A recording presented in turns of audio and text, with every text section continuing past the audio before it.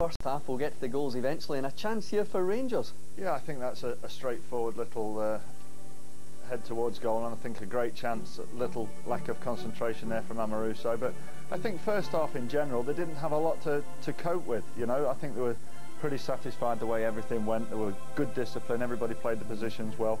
I think slightly they needed a little bit more imagination up front, I think, and mixing it around. But that's where I think they let themselves down. But second half, you know, these come out. This is a great, superb finish, isn't it? I mean, Reina a little bit of sleep, but this is great vision. Sees the goalkeeper off the line, little flick with the outside of the left foot. And what a finish there. Jardel has been playing that position for the whole game on his shoulder.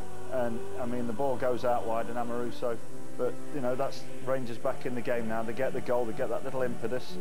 And for this strike, that was travelling that. And, you know, at 3-2, another 5 minutes, you know, who knows what could have happened. But they let themselves down for 15 minutes at the start of the second half, and they paid big time for it.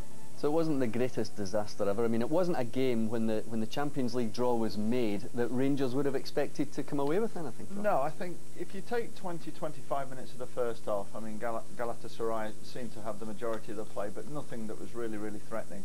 They had the 15 minutes, 20 minutes in the second half at the beginning where they absolutely destroyed Rangers. They went 3-0 up, and then they took the foot back off the pedal, possibly got in a little bit tired. But then Rangers, they came into the game, they were 3-0 down, there was no pressure on them then. They got themselves back into the game, they were more positive, they got at players. Chelsea's came on, first thing he did was take on a player, get into the box, and consequently they scored from that. And then they get the next goal, and they get the momentum going forward, which they needed to do. Yeah, but they ran out of time. Martin Geisler is in Istanbul tonight, and he's talking to Giovanni van Bronckhorst.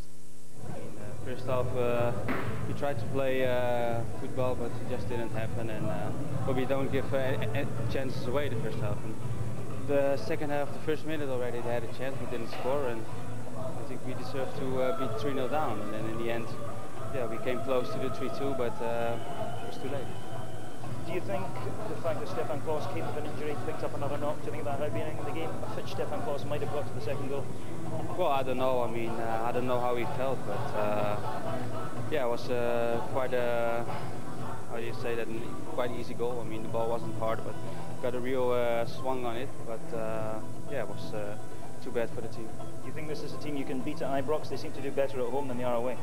Well, we have. I mean, we lost today 3-2, and yeah, we want to beat them in 3 weeks, and because we now have 2 home games, and we should finish it in Ibrox. Yeah, he's still optimistic, and that's 3 goals in 3 games for Giovanni van Bronckhorst. Now, the other Group D match played tonight was in Monte Carlo. I can tell you the final result there was Monaco 5, Sturm Graz 0, a hat-trick for Marco Simone.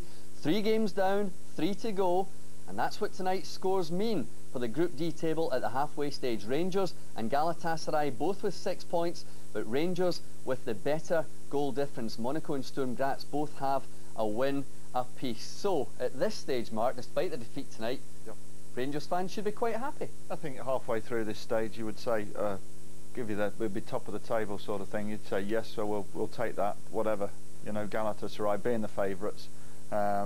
You would take it. I think the performances that are put in so far, apart from tonight, for about 40 minutes, I would warrant that position. But I think all in all, they deserve to be there. And that's 2 3-2 victories at home for Galatasaray so far.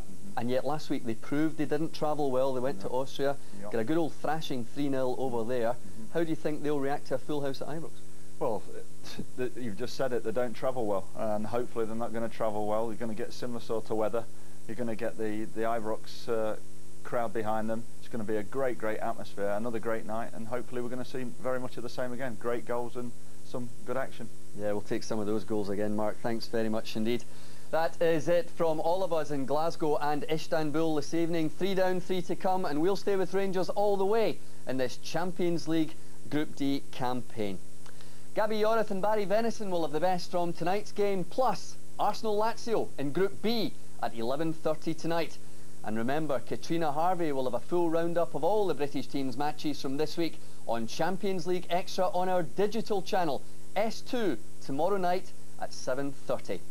Mark Hateley and I will be back with you for Extra Time on Saturday at 12:30 with all the weekend football news and interviews. Rangers lost 3-2 in Istanbul tonight. They were 3-0 down. They pulled back 2 late goals. From Mark and me, good night.